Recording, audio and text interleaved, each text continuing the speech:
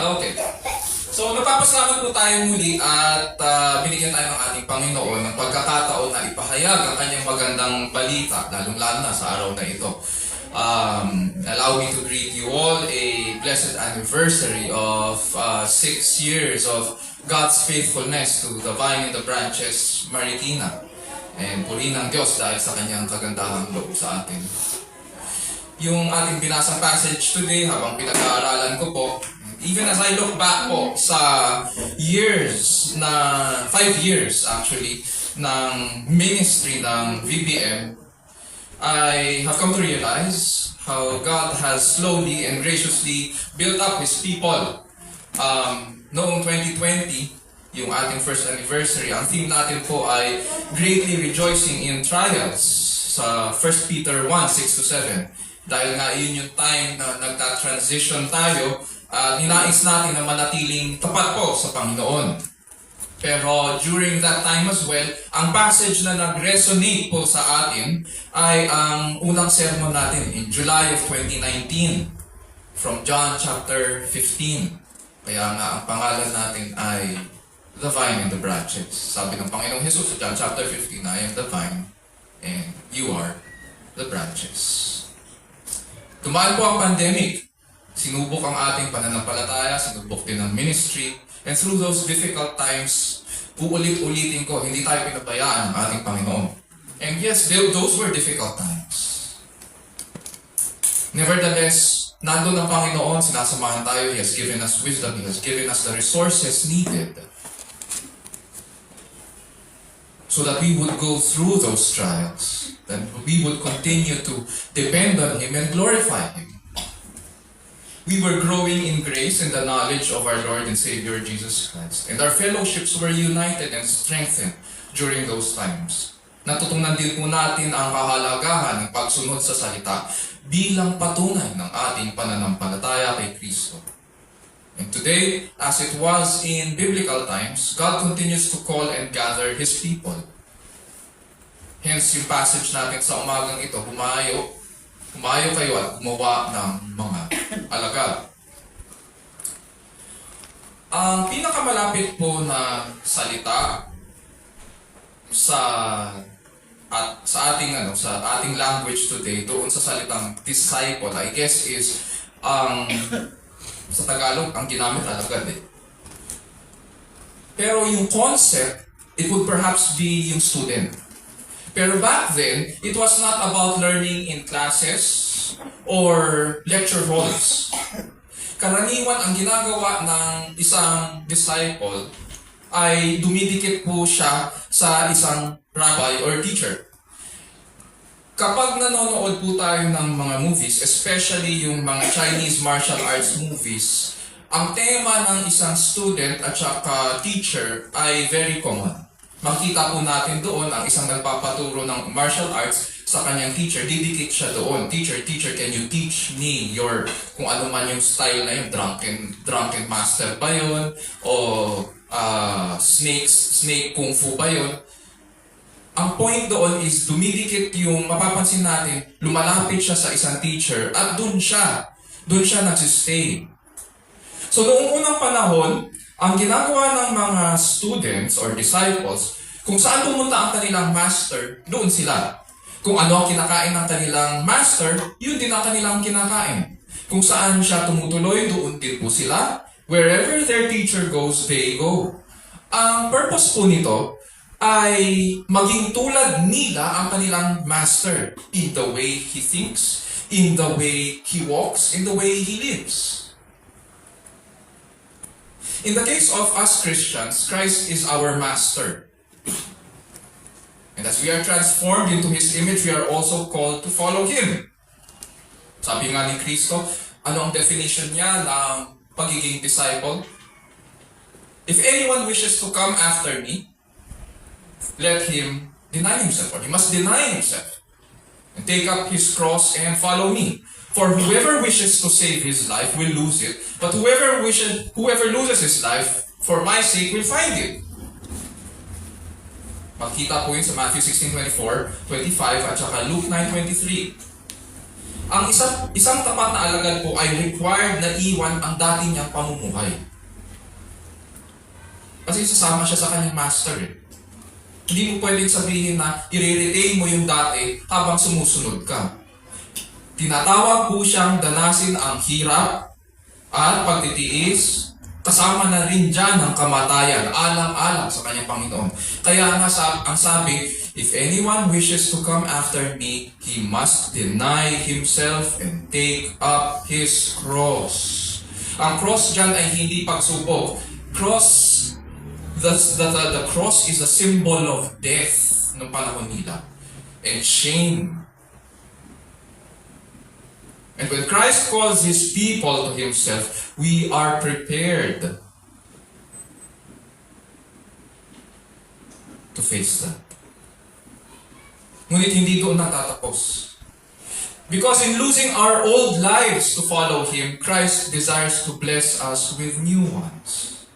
New lives to be with Him forever. It is an eternal relationship ngayon. Makikita natin, unlike yung student-teacher relationships dito na nagtatapos. Ang relationship with Jesus Christ is a student-master relationship forever. Walang katapusan. At ganito po ang foundations ng Christian discipleship. Mahalagang pag-aralan po ito sapagkat ito ay function ng church. Sa dami-dami ng organisasyon sa buong mundo, tanging ang iglesia ang tinatag ng Panginoong Jesus at pinagkalooban po ng tungkulin na gumawa ng mga alagad. No para-church organization on earth, no other organization on earth has been given this responsibility. Only the church. So sa discipleship, tinuturuan ngayon ng church ang mga mananampalataya na mahalin ang Diyos at mahalin ang kapwa. Oftentimes, nagiging extreme ito in some cases. Pero, halimbawa, mayroong iba nag-overemphasize sa mahalin ng Diyos pero hindi ang nangyayari to the detriment naman ng kanilang kapwa. Mayroong iba, puro pagmamahal sa kapwa pero dinideny ang Diyos. So, in the case of itong truth na ito, coming from Scripture, love God and love your neighbor as yourself, makita natin na all these laws hold true.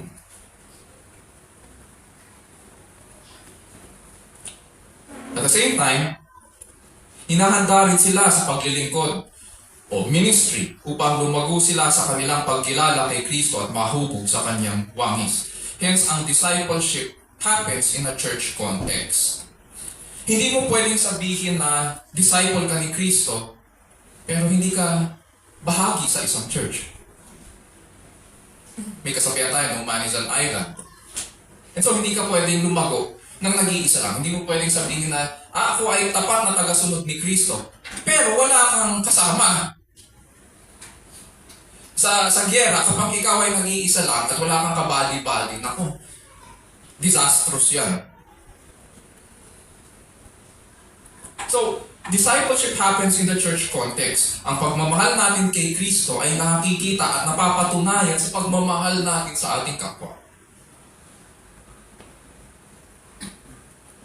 Ang ugat ng salitang discipleship, mga kapatid, ay to discipline. Kahapon nag-uusap kami ni na Jovel at saka ni na Jula at ni Kyle tungkol sa Philippine history. Ganun ang lunch table talk namin tungkol sa mga ganyang klaseng bagay. At pinag-uusapan namin yung naranasan ng mga Pilipino noong time ng mga pagpunta ng mga Westerners at saka dahil doon sa pag-colonize sa atin, this has resulted in a certain culture, yung pagiging in subjection doon sa mga Western powers. At nakikita yun sa mga pag-uugali natin ngayon.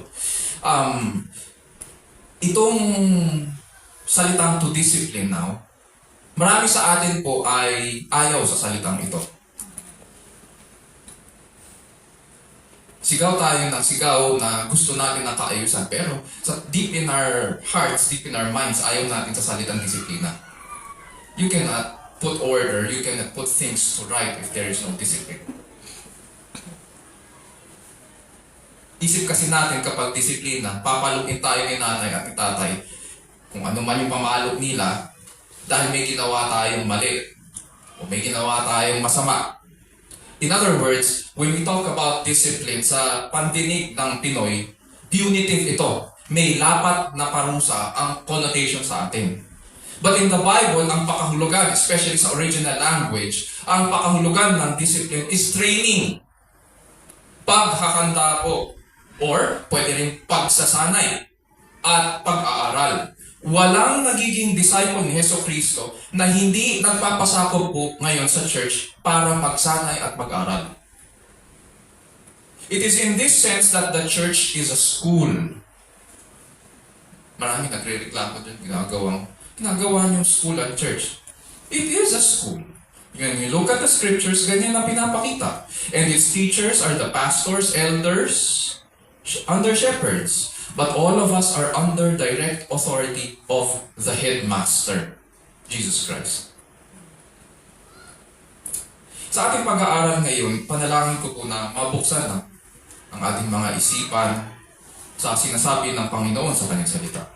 Na siya po ang nagpapakilalang kataas-taas ang hari at tayo ay tinawag na tumugon sa pamamagitan ng paghayo. Nawa po maliwanagan po tayo sa ukol sa kanyang mga expectations sa atin at maaliw sa kanyang iniwang pangako para makatugon po tayo sa maayos na pamumuhay sa harapan ng Diyos, sa ilalim po ng kapangyarihan ng Diyos para po sa kalwalhatian ng ating dakilang Diyos. As we approach our passage, ganito po ang ating magiging tanong. Bilang iglesia, paano ba gumawa ng mga alagad ni Kristo alinsunod sa dakilang tagubilin ni Jesucristo? Bilang iglesia, paano ba gumawa ng mga alagad ni Kristo alinsunod sa dakilang tagubilin ni Jesucristo? How does a church make disciples to fulfill the Great Commission? How does a church make disciples to fulfill the Great Commission? Before the church can make disciples, the church must look back sa ginawa ni Kristo. Sabi dyan sa verse 18, "And Jesus came up and spoke to them, saying, All authority has been given to me in heaven and on earth." So, you can now open your Bibles po doon sa ating passage sa Matthew 28 and starting doon sa binasa natin kanina sa verse 16 onwards, no? At hayaan nyo naman po na basahin ko po sa inyo. Kanina binasa sa English at ngayon babasahin ko po sa Tagalog. At ganito po ang sinasabi. Ang 11 alagad ay nagpunta sa Galilea sa bundok na tinuro sa kanila ni Jesus. Nang makita nila si Jesus, siya ay sinamba nila, bagamat may ilang nag-alinlangan. Interesting, no? At lumapit si Jesus sa kanila at sila ay kanyang kinausap na sinasabi, "Ang lahat ng kapamahalaan sa langit at sa ibabaw ng lupa ay naibigay na sa akin. Dahil dito magsiyaon nga kayo at gawin niyong mga alagad ang lahat ng mga bansa na sila'y inyong bautismuhan sa pangalan ng Ama at ng Anak at ng Espiritu Santo. Na ituro ninyo sa kanila na kanilang ganapin ng lahat ng mga bagay na iniutos ko sa inyo.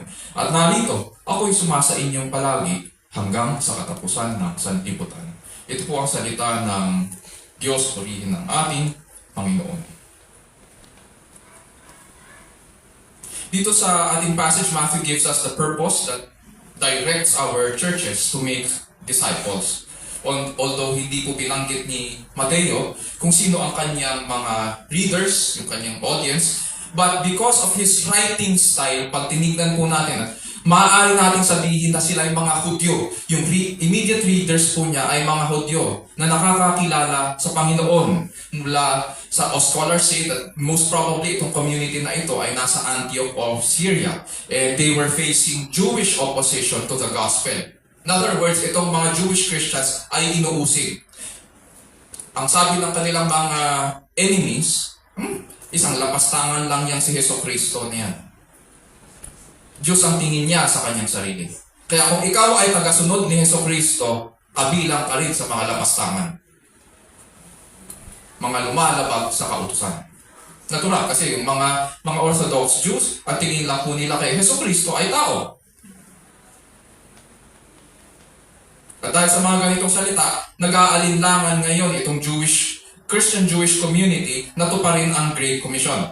To encourage and comfort the Jewish Christians, inilagay ngayon ni Matthew ang humigit kumulang na makita natin across this book, 60 Old Testament prophetic passages na natupad kay Kristo.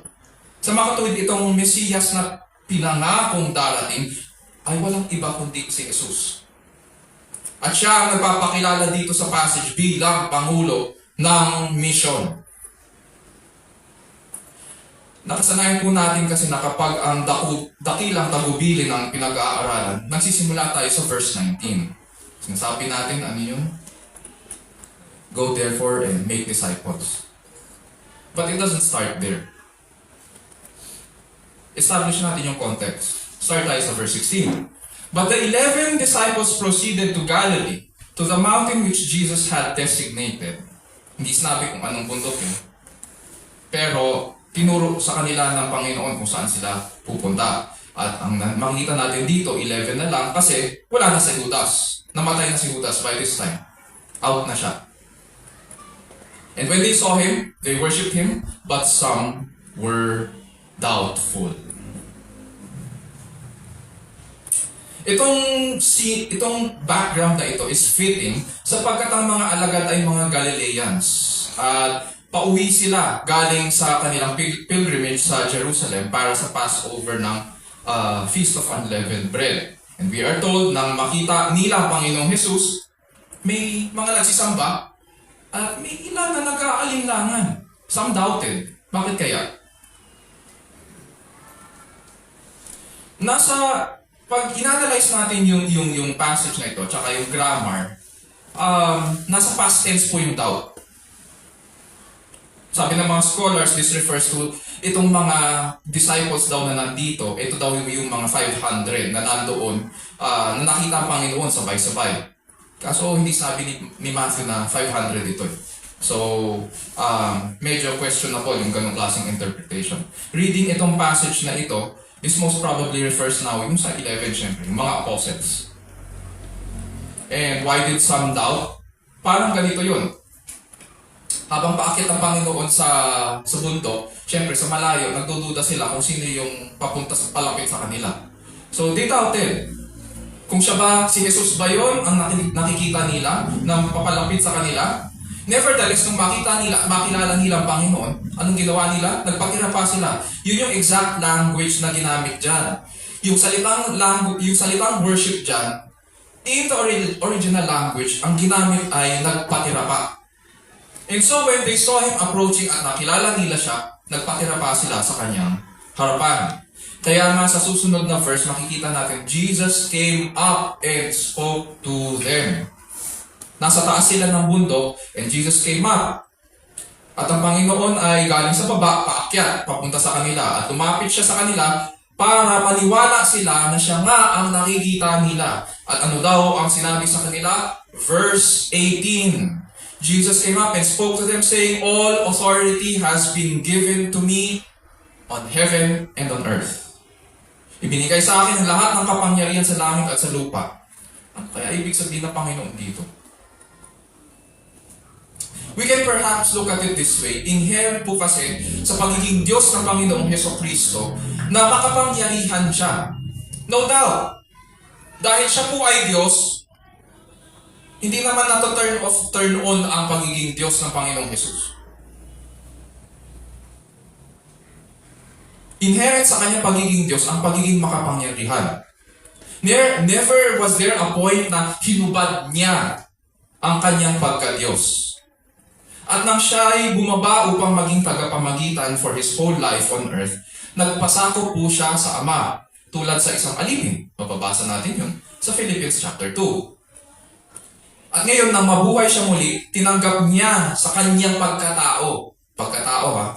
Tinanggap niya sa kanyang pagkatao mula sa Ama ang lahat ng kapangyarihan. Saan daw? Sa langit at sa lupa. Sinong tao sa Bible, sino pang ibang tao ang pinagkalooban ng ganito? Omnipotence in heaven and on earth. Wala. And so in His humanity, Christ received all this power. In Philippians 2:9, it tells us that because Jesus was obedient unto death, sabi, for this reason also God highly exalted Him and bestowed on Him the name which is above every name. Yung salitang God dyan, alam natin that it is referring to the Father, and the Father has highly exalted Christ and bestowed on Him the name which is above every name. Sa Old Testament pa lang, around 640 years before the time of Christ, may pinahayag po si Prophet Daniel. May nakita si Daniel ukol sa isang pangyayari sa kanyang pangitain. Sa Daniel 7:13-14, pakinggan natin. I kept looking at the night visions, sabi niya, and behold, with the clouds of heaven, one like a son of man was coming. Sino tong son of man? Anak ng tao. And He came up to the Ancient of Days and was presented before Him. Walang sino mang taong makakalapit sa Ama. Hindi tayo pwedeng lumapit. Makasalanan tayo eh. Ang paniwala pa nga ng panahon ni na Moises, kapag nakita natin ng Diyos, mamamatay tayo. Pero dito sa pangitain ni Daniel, may nakita siya, anak ng tao. At papalapit pa siya. Siya pa yung papalapit. Sa mas matanda pa sa mga araw, to the Ancient of Days, and was presented before Him. And to Him, ano daw sabi dyan sa verse 14, to Him was given dominion, glory, and the kingdom, that all the peoples, nations, and men of every language might serve Him. His dominion is an everlasting dominion which will not pass away, and His kingdom is one which will not be destroyed. Dito sa Daniel, pinahayag ni Prophet Daniel ang exaltation ni Jesus Christ. Ang Matthew 28:18 is the fulfillment of this prophecy. Sa ating passage dito sa Matthew 28, Jesus, the God-man, the beloved Son, now makes this astounding claim that all resources of the created order are at His disposal. Hindi siya katulad ng mga presidente ng ating mga bansa o ng mga hari na limitado ang pinagkakaloob na kapangyarihan. At tao lang din nagbibigay ng kapangyarihan sa ating mga hari at mga presidente. Siya ang hari ng mga hari. Siya ang kataas-taasang pangulo ng langit at lupa. He is the master of the universe. At lahat ng kapangyarihan ay susunod sa kanyang salita. And on the basis of this revelation, sabi ni Matthew, on the basis of this word of Christ, in His revelation of Himself, as receiving all the powers of heaven and earth, all disciples of Christ are to go and make disciples. So kailangan natin maintindihan dito sa Great Commission, hindi tayo yung missionaries. It is Jesus who is the missionary. And only Jesus has the authority to pursue this mission. He will make it happen, and that is why it will not fail. So bilang iglesia, paano ba gumagawa ng mga alagad ni Kristo alinsunod sa dakilang tagubilin ng Panginoon? Verse 18, kailangan matuto tayo bilang isang iglesia na magbalik tanaw sa tinupad ni Kristo. At kailangan natin tumingin kay Kristo. Kailangan matuto tayo bilang isang iglesia na magbalik tanaw sa tinupad ni Kristo at tumingin kay Kristo. Ang problema po natin sa mga churches ay imbis na ipahayag natin ang Panginoong Jesus para lalong nakikilala ng mga tao, ang binibigay natin ay ang ating testimony. Kadalasan, mas mahaba pa ang salaysay ng ating buhay kung paano tayo tinago ng Panginoon. Although that is a good thing, but that is not the gospel. Hindi yun ang makakapagpabago sa buhay ng tao. Hindi testimony natin. Ang problema doon tayo yung nagiging paksa ng kwento, hindi si Kristo. And so, my brothers and sisters, our testimony and our receiving of Christ is not the good news. The good news is not our story. The good news is Christ's story. And if we test the modern day telling of the good news, sa tingin po ba natin kung tayo ang paksa, sino ang tinatanggap ng mga nakikinig? Si Kristo po ba o tayo? How do we expect na magkaroon ng pagbabago kung puro sarili natin o puro tayo ang nandun sa kwento? And if the gospel is to be the power of God unto salvation for everyone who believes, then it must talk about Christ. Because He alone makes the good news good. It now behooves us to understand why the gospel is so good. Why the good news is good. At may responsibility tayo na ipaliwanag yun sa iba. Meron namang iba po na nakafocus po sa methodology. Especially yung mga nasanay sa 1970s and 1980s. Hindi ko na patataasin ang inyong mga kamay kung sino dito yung mga nabuhay ng 1970s and 80s. At saka yung mga nasanay sa mga ministry work noon. Nasanay po tayo na tinuruan tayo ng mga panahong yun ng 5-minute sharing. Tapos papatanggapin, tapos pagpipipray. Isip natin, pagkatapos nun, tapos na po ang responsibilidad natin sa kanila. Mission accomplished na tayo. Mga kapatid, when we look at the Bible, it took the apostles at least 3 years para makilala si Kristo. At araw-araw pa nila siya kasama. At ilang beses din pinakita ng Panginoong Jesus in those 3 years ang kanyang frustration sa kanila dahil hindi nila magets kung sino siya. Tapos tayo sa panahon natin, ine-expect natin yung kausap natin makukuha yung ebanghelyo ng 5 minutes. It does not make sense. If that is our attitude, then in our minds, we simply want to make converts. But when the truth is at stake, when eternity is at stake, when our lives are at stake, hindi pwedeng nakasalalay lang ang eternity sa 5 minutes.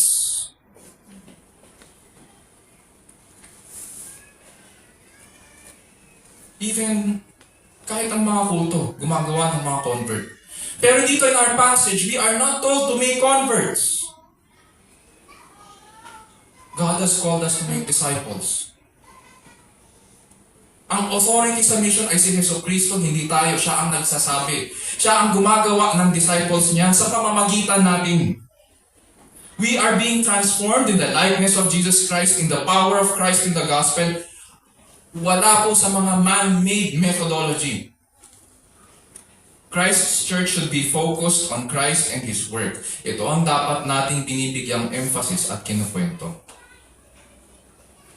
Ang dahilan tayo ay pinapahayo at gumagawa ng alagad ay ito. Dahil si Kristo ang hari. There is nothing outside His sovereign authority and control. Unless we understand who Jesus is and what He has done, our ministry and mission is incapable of anything. Without Christ's revelation of Himself, there is no transformation. So we need to get it right.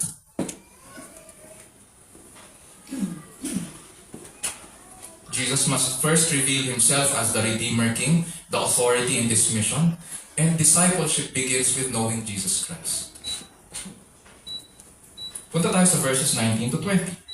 Nalamigan na ba kayo?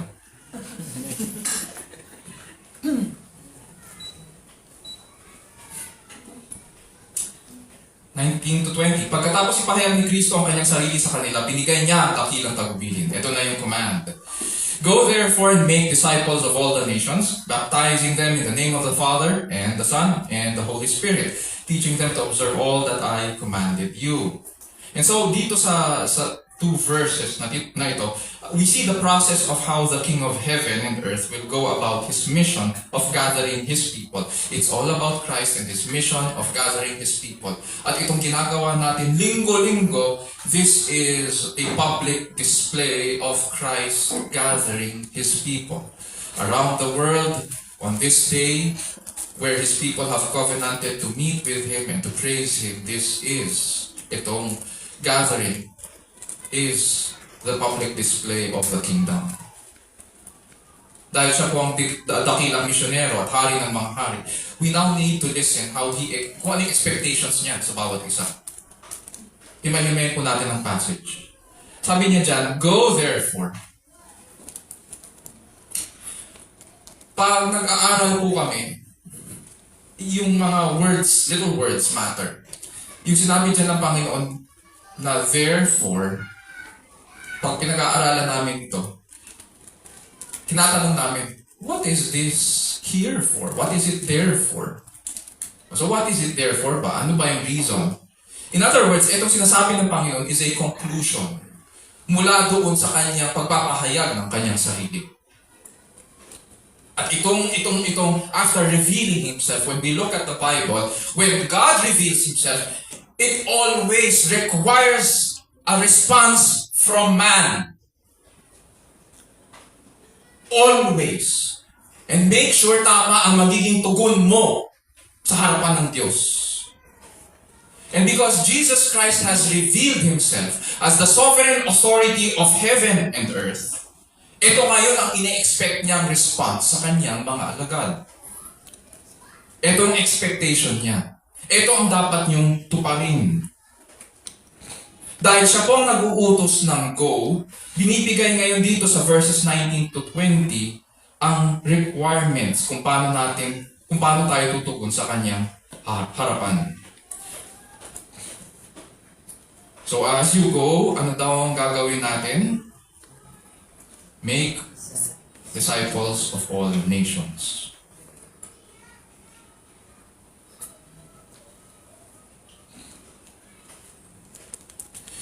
Noong unang panahon,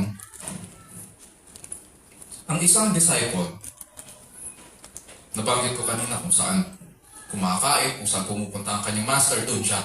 At makikita din natin yun sa example ni Jesus Christ at ng kanyang mga apostles.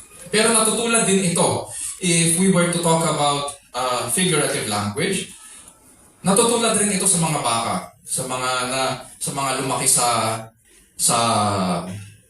mga farm. Ang ginagawa natin sa mga baka, nilalagyan natin ng pamatok, di ba? Para maayos nilang matrabaho yung mga lupa, di ba? At ganoon din dito. In this case, nilalagyan tayo ng pamatok ng ating Panginoon. Tinatanggap natin ang pamatok niya na nilalagay niya sa ating mga balikat. Kaya nga, in the Bible, nagalit ang Panginoong Jesus doon sa mga matatanda sa Israel, sa mga Pariseo at Eskriba. Every time na nagkakaroon sila ng showdown, makikita natin ang galit ng Panginoon at disappointment dito sa mga matatanda. Dahil imbis na sila ang magsilbing mabuting halimbawa sa mga tao at sila ang tumutulong sa mga tao na makapasok ang mga tao sa kaharian, sila pa ang nagiging pabigat, sila pa ang nagiging pasanin. Sinasabi nila na sumusunod sila sa Diyos. So, sinasabi nila na ang aming pananampalataya ay katulad kay Amang Abraham. Pero sinasabi ng Panginoon, kung ganun pala, bakit nagiging pabigat kayo sa mga tao? Kayo pa yung humahad lang na makapasok sila sa kaharian.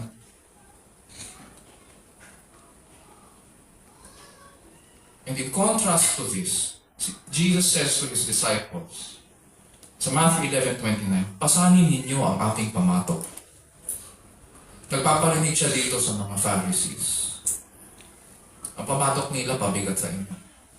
Pero pasanin ninyo ang aking pamatok at mag-aral kayo sa akin, sapagkat ako'y maamo at mapagpakumbaba ang puso at masusumpungan ninyo ang kapahingahan inyong mga kaluluwa. Come unto me, all you who are weary and heavy laden, and I will give you rest.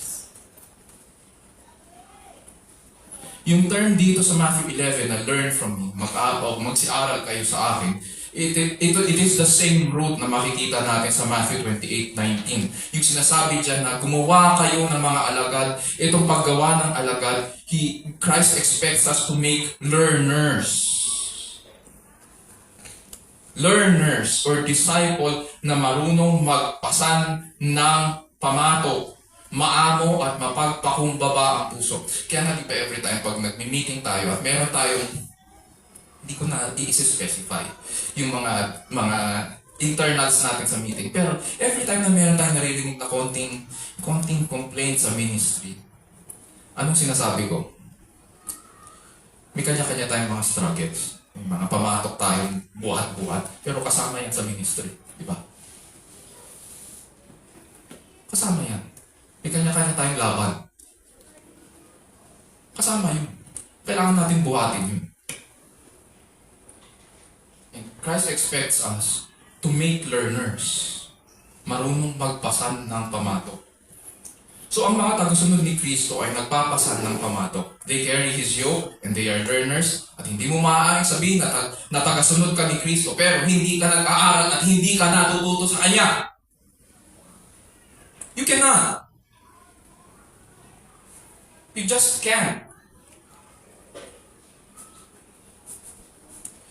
Dito sa ating pinag-aaralan, ang kinalalagyan nilang bayan ay Galilee. And itong bayan na ito ay associated po sa mga Gentiles. And it is fitting that a commission given to make disciples of all nations is given in Gentile land. Kasi paniwala sa mind ng mga Hudyo na ang gospel po ay para sa mga Hudyo lang. Kaya nga ang pagkakamali ng mga Hudyo ay imbis na humayo, ang ginawa nila, hindi, kami lang. Kayo marurumi kayo lahat.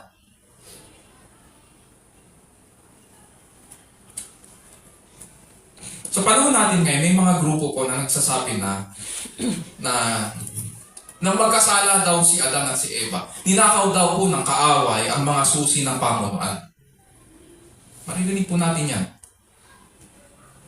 Kaya dito raw sa passage ng Matthew chapter 28, ang mga Kristiyano daw ay inaatasan na bawiin ito by taking control of politics and government, music and culture, media and religion, para mapabilis daw ang pagbabalik ni Kristo kasi kailangan daw niya ang tulong natin para mapabilis ang kanyang pagbabalik. Anong klaseng Diyos meron ka kung kailangan niya ang tulong mo? Hindi Diyos yan! Mahina yan. Probably mas mahina pa nga sa'yo kasi kailangan niya tulong mo eh.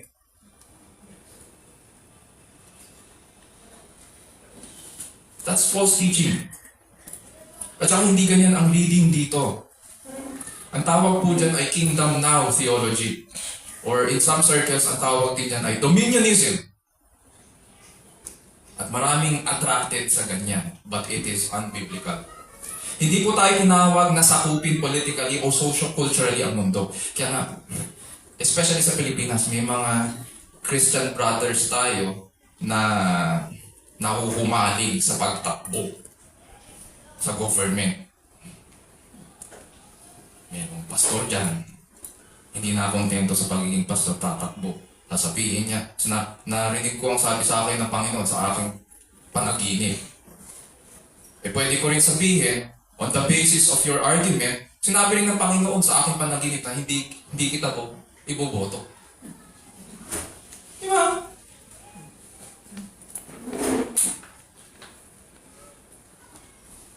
Hindi po tayo tinawag na sakupin politically o socio-culturally ang mundo. Ang pagkatawag sa mga Kristiyano ay gumawa ng alagad kay Kristo. At mas mahirap yun kaysa pagtakbo sa gobyerno. In our passage, sabi ni Jesus Christ, make disciples of all nations, panta, taesne. Ibig sabihin, of all ethnicities, of all races, of all peoples. Hindi yung ang mangyayari sa iyo humaling na humaling ka para i-occupy ang lahat ng institutions in government. Padadala mo lahat ng mga miyembro mo. Sige, mag-occupy kayo dyan kasi tinawag tayo na gumawa ng disciples of all nations. So kailangan lahat ng larangan. Kailangan nandun tayo para mapabilis ang pagbabalik ng Panginoon. Hindi ganun ang sinasabi dito. Kaya sinabi ni Jesus Christ of all ethnicities, of all peoples. Dahil nga dito sa maling tinuturo ng mga matatanda sa Israel na sa kanila lang ang gospel. Ang intention, ang plano ng Ama ay ang gospel should reach even the Gentiles. At pag binasa natin ang aklat ng Acts, makikita natin doon kung paano mag-expand ngayon ang gospel at ang church. From Jerusalem to Samaria and to the uttermost parts of the earth. Ganon ang outline ng Book of Acts.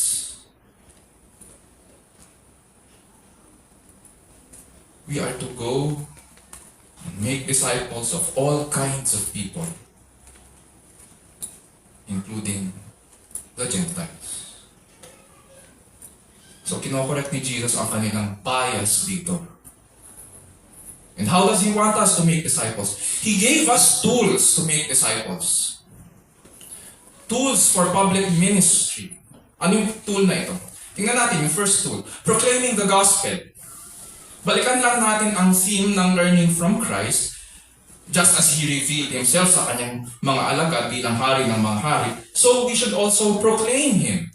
And the only way we can make learners, kasi ayaw naman natin sa totoo lang, if God left us in our sin, we would not accept Him. On the basis of my own free will, I will not accept Him because I do not see anything beautiful or good in Him.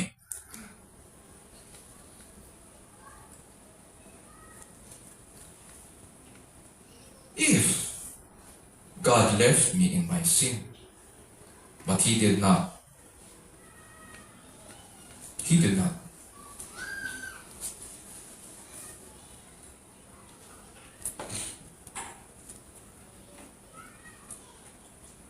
Ibig sabihin, ang requirement may pagbabago. Pero hindi sa effort natin yun. It is only by God's gracious hand. And that is why we need to proclaim the gospel. If the message that we bring is the power of God unto salvation for everyone who believes, power of God unto salvation, then that message is what is required para baguhin ang puso ng taong makasalanan.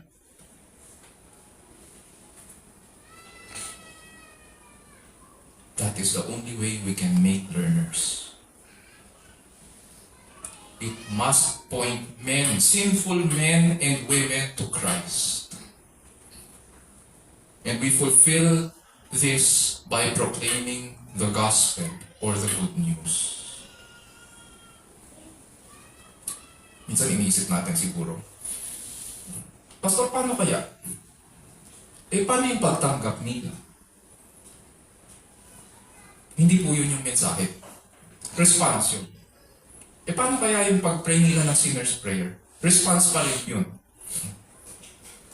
Again, it is not about us. We can never be good enough. But Christ is the ultimate good in the good news. And week after week, maririnig natin siya dito sa pulpitong ito. From start to finish, siya ang naririnig natin sa simula, bago tayo umawit, hanggang sa mga lyrics ng ating inaawit, hanggang sa ating message, hanggang sa blessing, final blessing. Si Kristo ang ating maririnig. Buhay niya para sa buhay natin. At muli siyang nabuhay para tayo ay makalakad sa panibagong buhay. May sinabi po ang isang theologian, hindi tayo hihigit sa isang pulubi na nagsasabi sa ibang pulubi kung saan may masarap na tinapay. Ulitin ko, hindi tayo hihigit sa isang pulubi na nagsasabi sa iba pang pulubi kung saan may masarap na tinapay. Sa English, we are never more than poor beggars telling other poor beggars where there is bread. Dahil nalasa po natin ang tamis ng pagiging kaisa kay Kristo in the words of the psalmist. Oh, taste and see that the Lord is good. Excited tayo na ibahagi siya sa iba, na ipahayag siya sa iba. We are poor beggars joyfully pointing other poor beggars to Christ, the bread of life. And so we proclaim the gospel. Pangalawa, yung second tool, sabi dyan ng Panginoon, baptizing them in the name of the Father and of the Son and of the Holy Spirit. Noong unang panahon, and as much as it is today, kapag may teacher or mentor ka, you are usually identified doon sa teacher mo. At kung ano yung pag-uusig nila sa teacher mo, ganun din sa'yo. Naranasan ko rin yun sa office. Nung umalis yung boss ko, identified ako sa boss ko. So, kung ano sa tingin ko yung naranasan niya, pinaranas din sa akin. Umalis siya.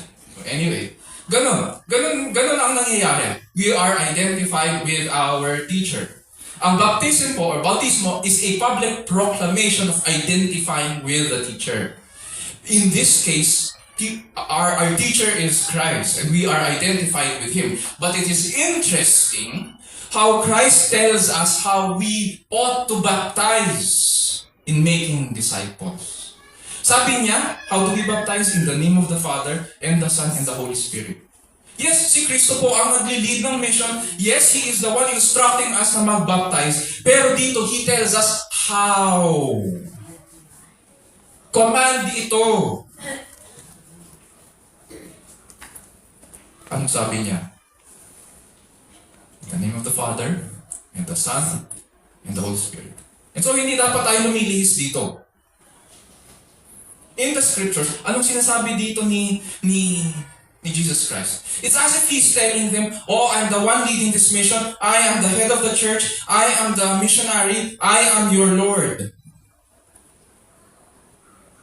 I want you to understand, ang sinasabi niya rito, na ang gumagawa sa buhay natin, mga alagad, ay hindi ako lang. Nandiyan ang Ama, nandiyan ang Anak, nandiyan ang Espiritu Santo. In the scriptures, pag tinignan po natin ang outline ng Bible, makikita po natin it is the Father who plans redemption for His people. And then it is the Son who accomplishes redemption for us. Siya po ang bababa, siya ang magpapurchase ng lahat ng blessings of redemption for a sinful people. And then, padadala niya. At ang ganun din ng Ama, padadala nila ang banal na Espiritu para i-apply ang lahat ng blessings ito sa ating buhay. Yan ang outline ng scriptures.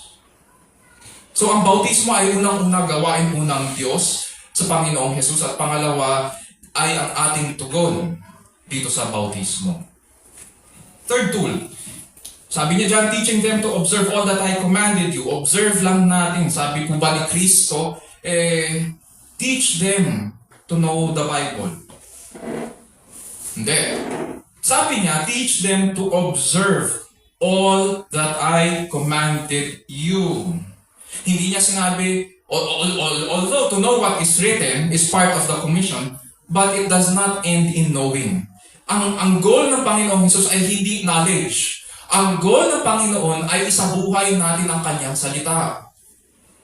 And so, yung mga disciples ni Jesus Christ, as they make disciples, hindi po nila ituturo ang kanilang opinion. Hindi po nila ituturo ang kanilang mga ideas.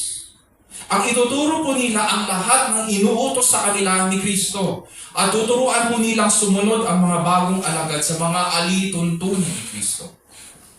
Nalamigan kayo? Hindi po akong giniginaw. Hindi ko alam kung nag-aalala kayo o giniginaw.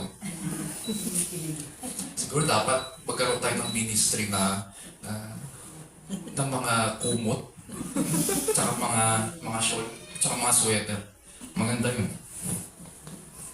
Tandaan ko dati.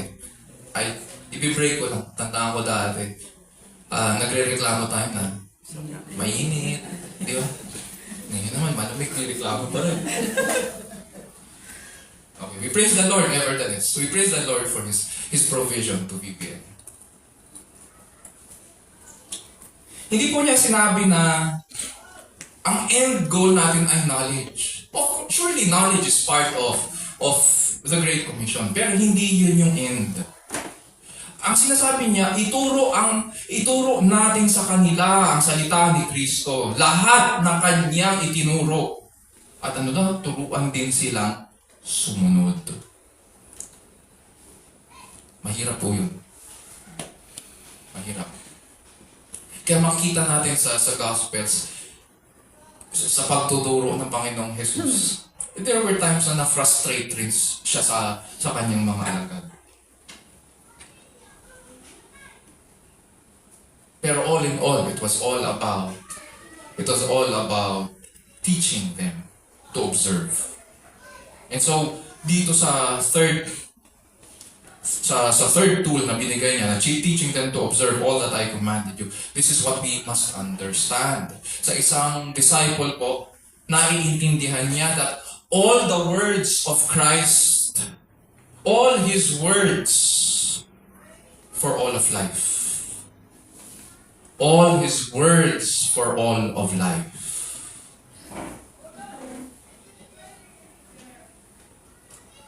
Because being a disciple is about learning and living.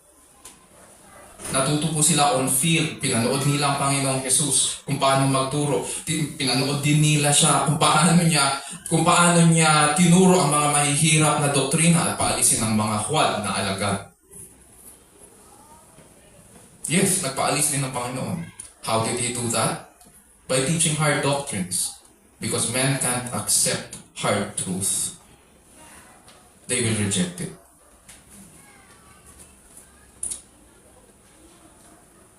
Sabi ng Panginoong Jesus sa Matthew 10:24 to 42, sinabi niya doon kung paano mamuhay ang isang alagad. Pero pakinggan lang natin siya dito sa 37 to 39. Ganito po ang sinasabi niya. And this is a difficult truth. He who loves father or mother more than me is not worthy of me. And he who loves son or daughter more than me is not worthy of me. And he who does not take his cross and follow after me is not worthy of me. He who has found his life will lose it, and he who has lost his life for my sake will find it. And so kailangan nilang tanggapin ang pamumuhay ni Kristo at sumunod sa Kanya. Because when you follow Christ, you will literally lose it.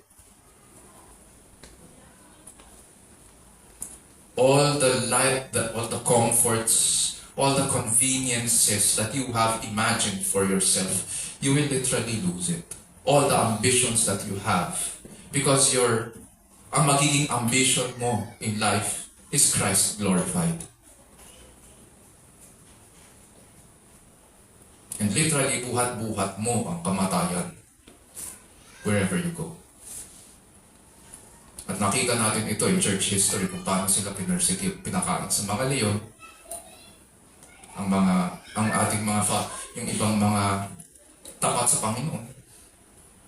Dahil sa pangangaral, pinakain sila sa mga leon at sa ibang mga magbangis na hayop. Pinahirapan sila. Inisa-isa sila. But then you will gain a new life with the King. Therefore, ang batayan ng pamumuhay ng alagad sa kaharian ni Kristo ay hindi ayon sa ating mga comforts and conveniences. Discipleship is meaningful because our chief end is the glory of Christ our Lord and Savior. Dahil siya Panginoon.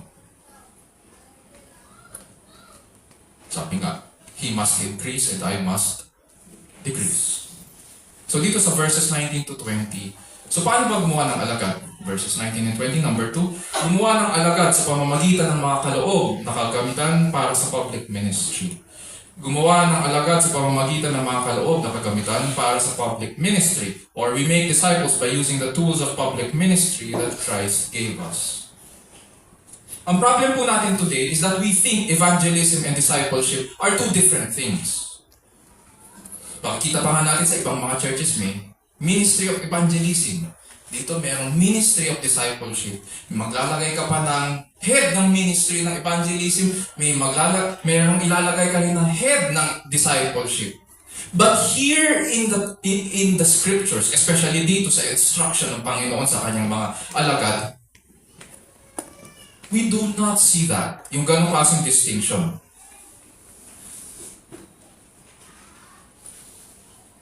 The disciple does not leave the gospel and go on to other things in ministry. Parang ang sinasabi kasi natin dito sa mga ministry sa atin, dyan kayo magsisimula sa evangelism ministry, pakikilala sa inyo si Kristo, tapos pagkatapos niya makilala si Kristo, itatransfer kayo dito sa discipleship, dyan kayo lalago. Wala namang utos sa Panginoon dito na go and evangelize it. Hindi, ang sabi niya, go and make disciples. And so we see here na ang evangelism or evangel or the gospel is really part of discipleship. The disciple begins in the gospel and he stays there for the rest of his life. You don't start with the gospel and then move on to other things. You start with the gospel, you grow in the gospel. Kaya nga makita natin sa mga problema ng mga churches sa New Testament, eto si Apostol Pablo, ang problema ng Galatia dahil sa legalism. Ang nangyari sa kanila ay nakakilala sila sa Panginoon, tapos pinasok sila ng false teacher. Ang nangyari sa kanila, nagpatuloy sila sa legalism. Kaya nagalit si Pablo sa kanila, isang buong aklat ang sinulat sa kanila dahil ang sinunod nila itong mga bulaan. 1 Corinthians, ang problema nila ay sexual immorality.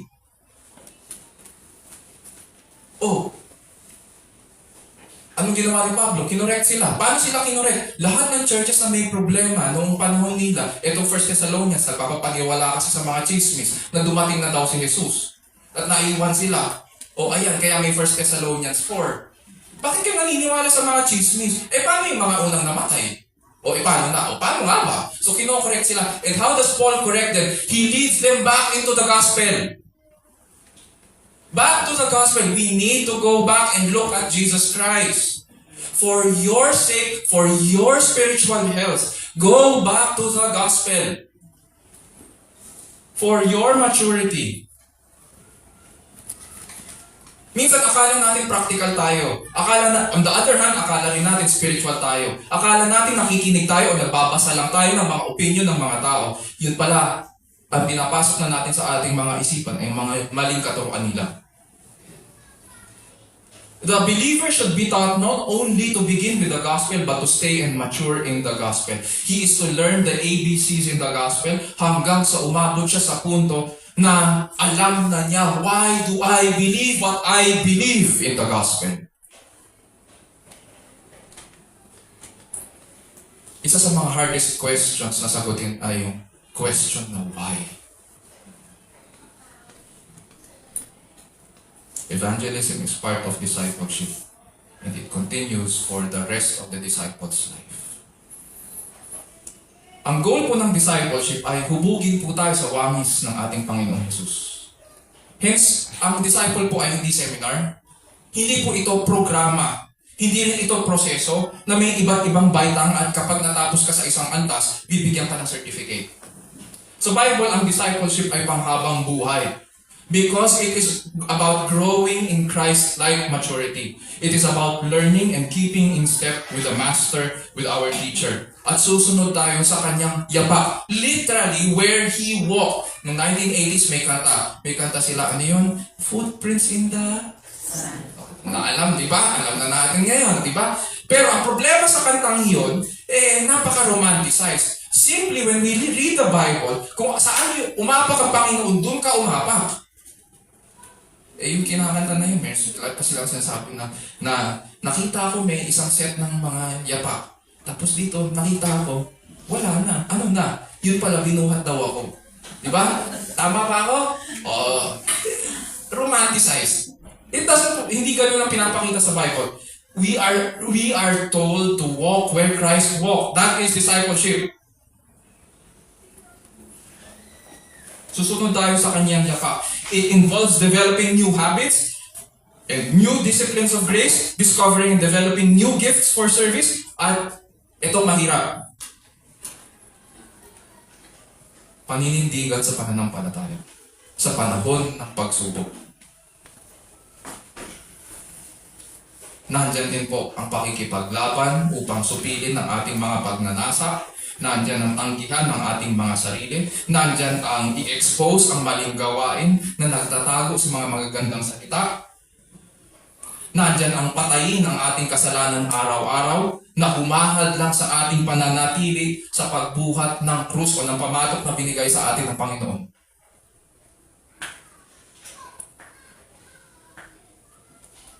Sa mga katuwid, ang discipleship po ay patuloy at pangmatagalang paghuhubog sa wangis ni Kristo.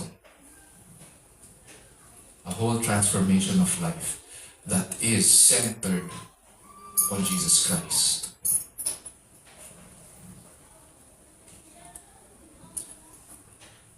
Sa mga nangyayari sa churches natin ngayon, ang practice kasi ng mga churches ay porket kilala o kaibigan sa church ay ilalagay na natin sila. Tingnan naman natin in terms of yung leadership. No? Porket kaibigan natin o kakilala natin, ilalagay na natin sa positions of leadership. So it is based on popularity.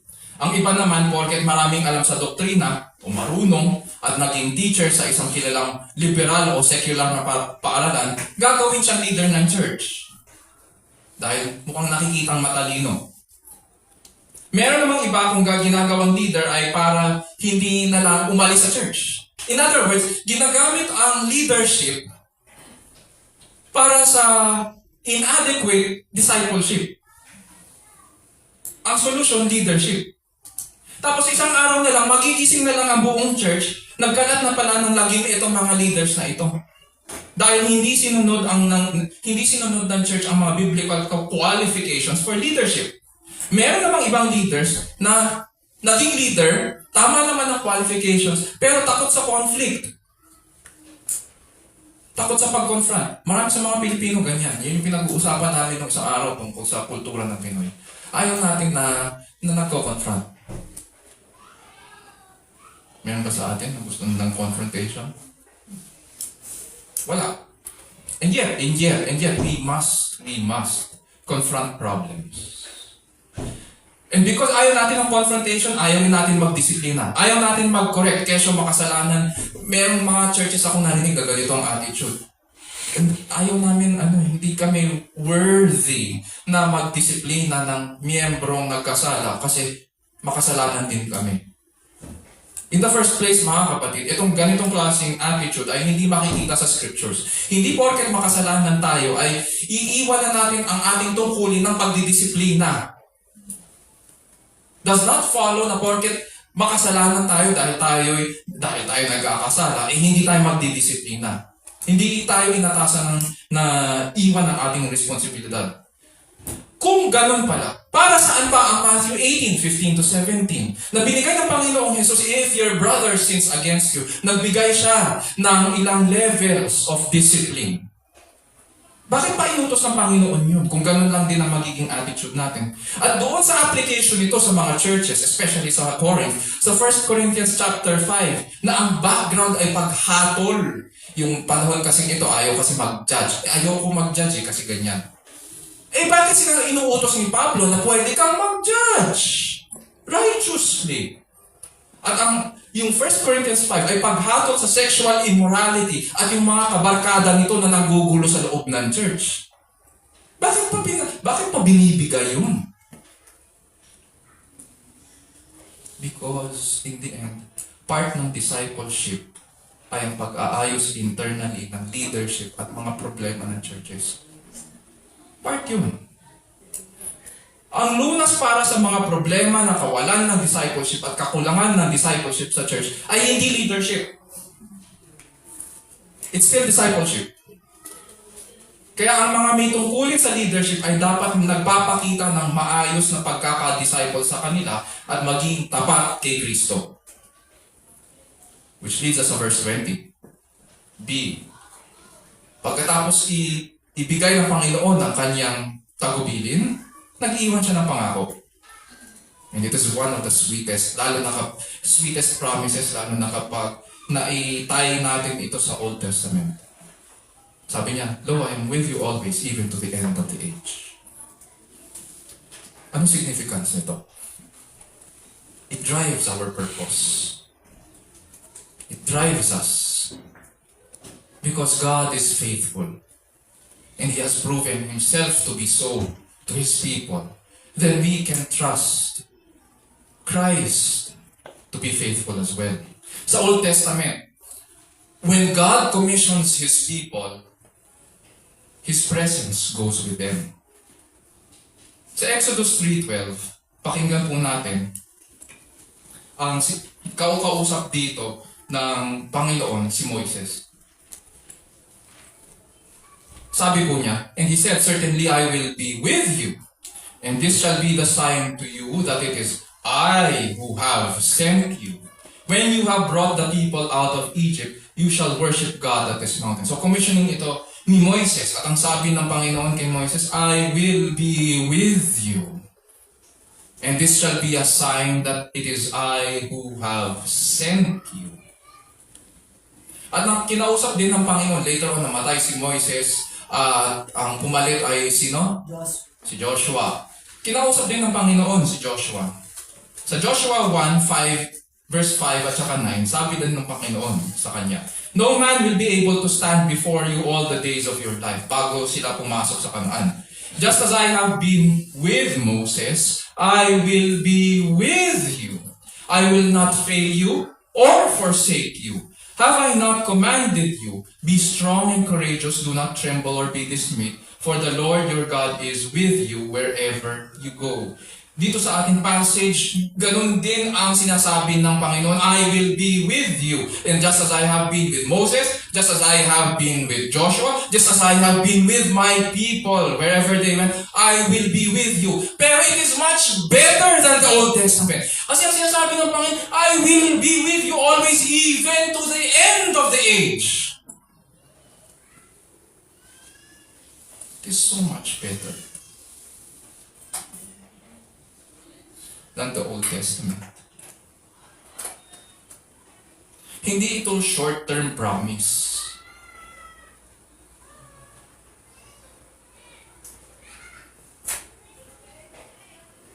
This is forever.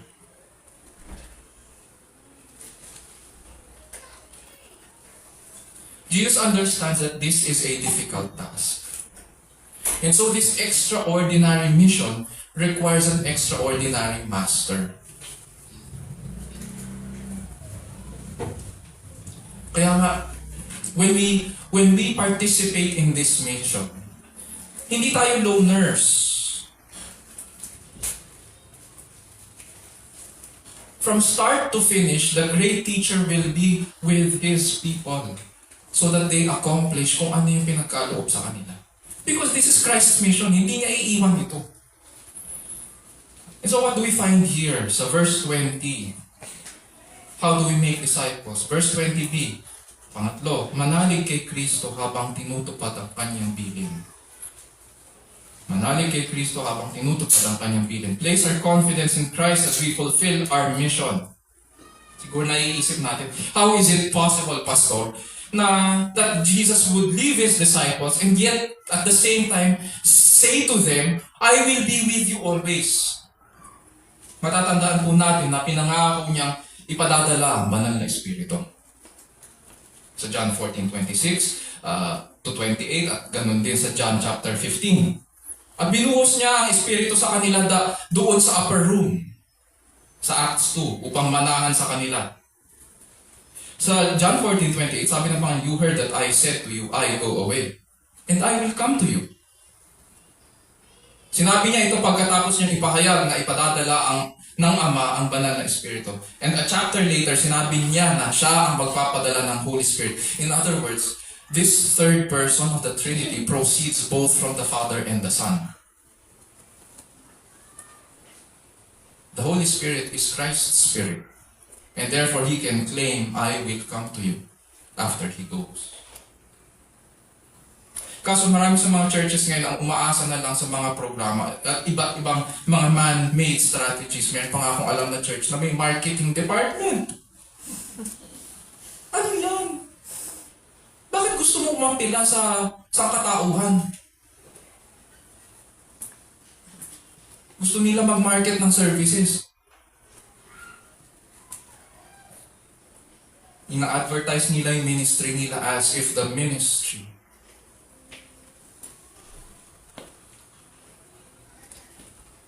is for depraved men, reprobate man. Mga kapatid, dahil itong mission ng Panginoong Jesus ay siya ang nag-lead at siya rin ang nagtitipon ng kanyang bayan, to which binigyan tayo ng pribilehyo na makibahagi.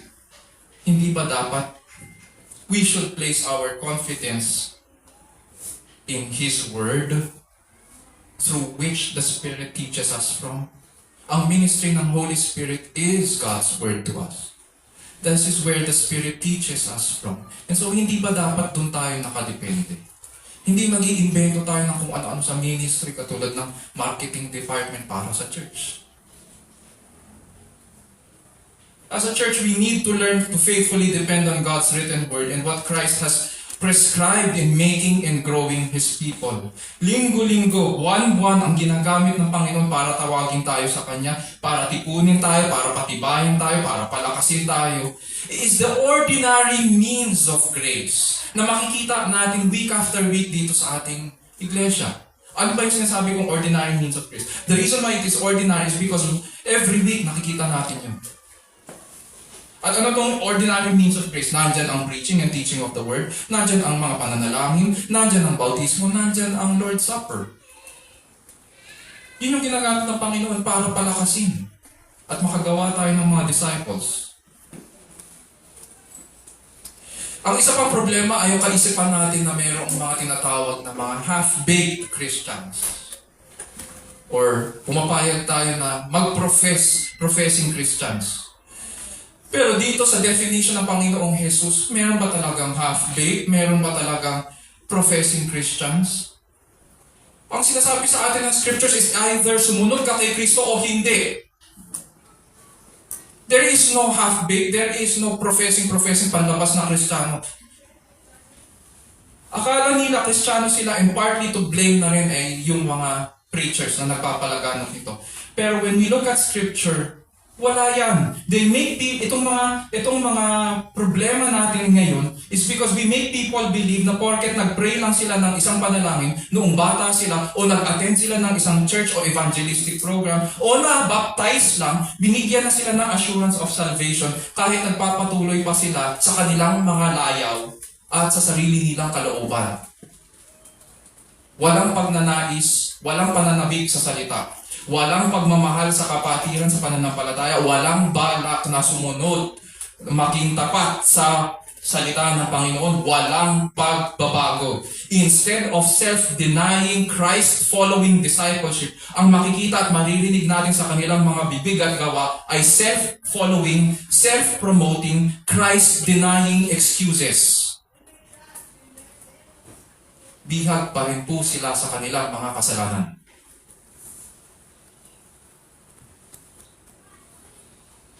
But again, hindi tayo iniwan ng Diyos sa ating mga kasalanan.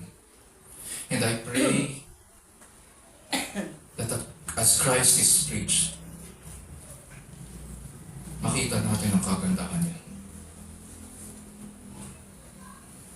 Nanglalangin ng Diyos ang tao sa pasimula.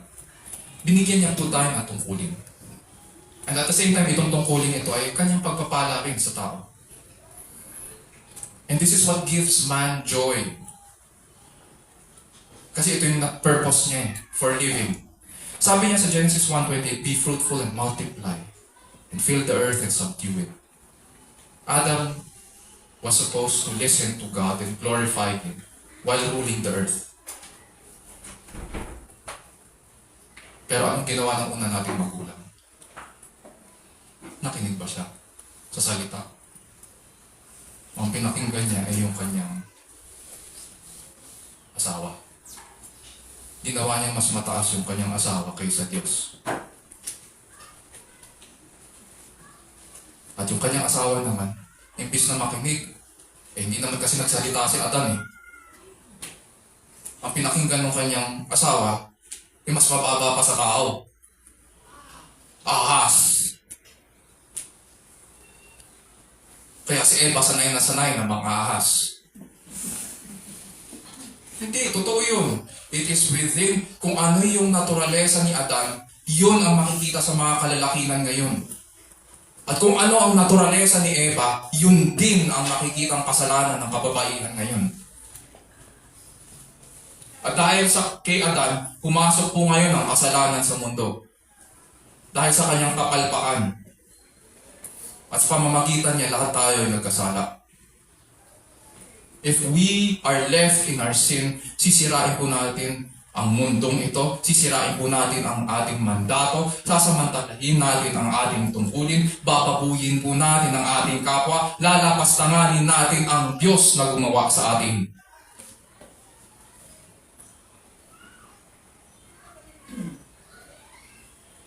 Ang question sa atin ng scriptures, can there ever be a man on earth who will represent God in His presence?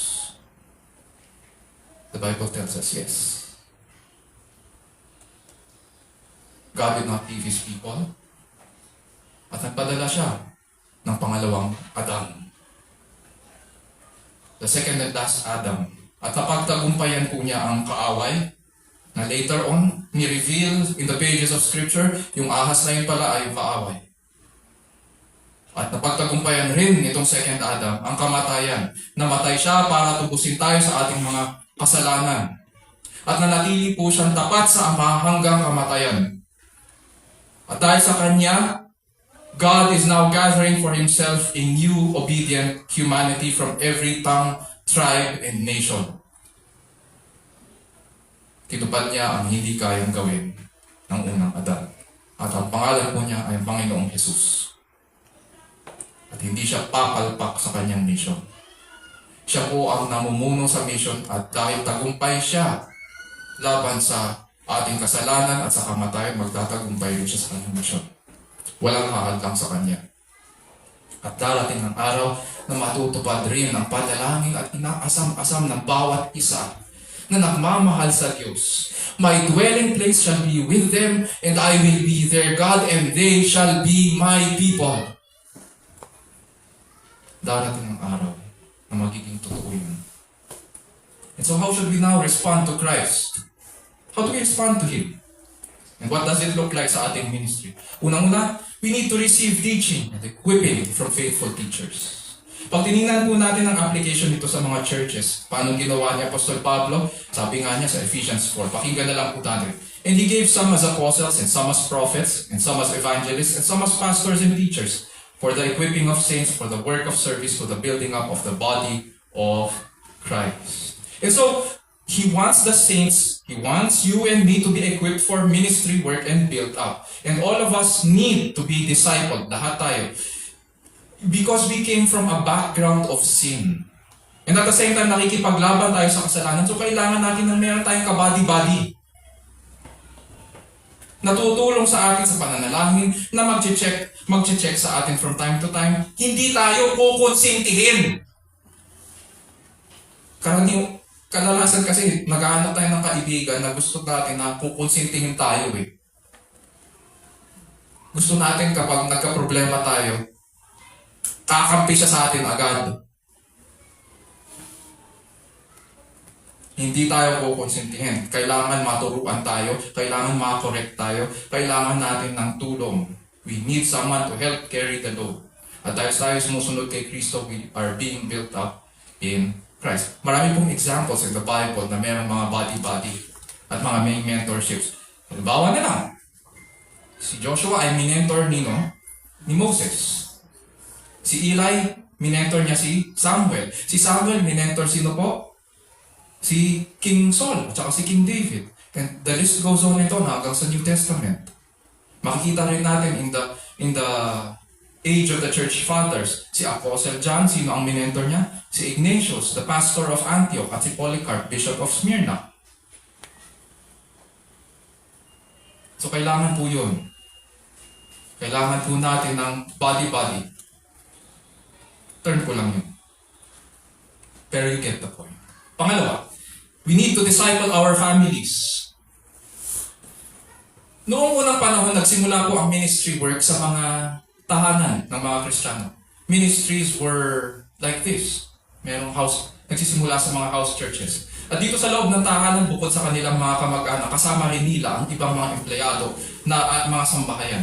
Ang teacher or pastor ng buong sambahayan, in other words, ay ang padre di pamilya. Pakinggan natin si Apostol Pablo sa kanyang instruction kay Tito, sa pastor ng Crete. Pakinggan nyo na lang po. Sa Titus 2:1-10, sabi po niya, "But as for you, speak the things which are fitting for sound doctrine." Hindi niya sinabi na teach or proclaim. Ang sabi, ginamit niya salita ay speak the things which are fitting for sound doctrine. Papaliwanag ko yung mamaya. Sa verse 2, "Older men are to be temperate, dignified, sensible, sound in faith, in love, in perseverance." Yun yung older men. Older women, likewise, are to be reverent in their behavior, not malicious gossips, nor enslaved to much wine, teaching what is good. Parang mga qualifications for ministry, no? Teaching what is good so that they may encourage, ayan, mga responsibilities, so that they may encourage the young women to love their husbands, to love their children, to be sensible, pure workers at home, kind, being subject to their own husbands, so that the word of God will not be dishonored. So makita natin dito na ang talagang mga ministry sa mga kababaihan is also sa mga kababaihan din. Especially yung ministry nila at home. Verse 6, "Likewise urge young men to be sensible. In all things show yourself to be an example of good deeds, with purity in doctrine, dignified, sound in speech, which is beyond reproach, so that the opponent will, or yung enemy will be put to shame, having nothing bad to say about us." Verse 9, "Urge bond slaves." Ito yung mga ibang empleyado sa kanilang sambahayan. "To be subject to their own masters, in everything to be well-pleasing, not argumentative, not pilfering, but showing all good faith, so that they will adorn the doctrine of God our Savior in every respect." Ang naging problema po dito kasi sa Crete, pinasok sila ng mga false teachers, so hindi umuusad ang ministry, especially sa mga sambahayan. So ngayon, sabi ni Apostol Pablo kay Tito, "Speak the things which are fitting for sound doctrine." So kapag pinaraphrase natin ito, ganito ang magiging tunog nitong, yung magiging buod nitong passage na ito. Huwag po natin kalilimutan na ang ating family ay ang ating first ministry. Yun ang ating unang mission field. Sabi ng Panginoon, "Love thy neighbor as thyself." So who is our nearest neighbor? Is it not our husband? Is it not our wife? Is it not our children? Is it not the employees within our keep? Those in seniority, mga older men and women in the home, should teach the younger members what is good. Because why? Bakit yung mga older? Because they possess the wisdom and experience. They should show through their lives what it means to glorify God in all things. And so sabi ni Pablo, "I encourage you to be trained or discipled in the home, so that we may be able to fulfill our calling." In the home. Sa panahon natin ngayon, mayroong ilan na ang ginagawa po natin, inaasa po natin sa youth ministry or sa children ministry ang pagtuturo, pagdidisciple sa pananampalataya. Mga kapatid, mali po ang attitude na ito. Ang children o youth ministry ay supplemental ministry. Scriptures tell us that discipleship begins in the home. The husband disciples his wife in the Lord. The wife helps the husband as helpmate para maluwalhati ng husband ang Panginoon. At ang babae hindi dapat papayag na ang lalaki ay hindi na-fulfill na ang pag-glorify niya sa Panginoon. But it does not mean that the wife should control the husband. The husband disciples the wife in the Lord. And both parents are expected na i-disciple ang kanilang mga anak sa pananampalataya. Bago mag-pandemic, and during the pandemic, may mga nakausap po akong mga magulang. And in my interview with them, lahat sila nagsabi na nais nilang palakihin ang kanilang mga anak sa pagkilala sa Panginoon. Ngayon, nais kong ibalik sa inyo ang tanong. Kamusta na po tayo sa pagtuturo at pagpapalaki sa ating mga anak sa Panginoon? Are we faithful to Christ? How are we doing? Are we teaching them that Jesus is the good in the good news? Na siya ang kataas-taasang hari at siya ang tagapagligtas? Pinapakita ba natin sa ating mga anak, sa mga kasama sa bahay, kung ano ang larawan ng tamang pagsamba sa pamamagitan ng ating paglakad kay Kristo araw-araw? Mahalaga po na meron tayong generational mindset sa pagiging tapat sa ating pagkatawag sa Panginoon. Ministry begins in the home. We need to disciple our families. Pangatlo, we need to delight in every discipline as a disciple of Christ. Last na to. Delight in every discipline as a disciple of Christ. Itong action item na ito ay mula sa aklat ni David Platt sa kanyang book na Follow Me, A Call to Die, A Call to Live. At sabi po niya na ang bawat discipline po ay mahirap, syempre, pero ang sumusunod kay Kristo ay may mga pagnanais at kasiyahan na sumunod kay Kristo.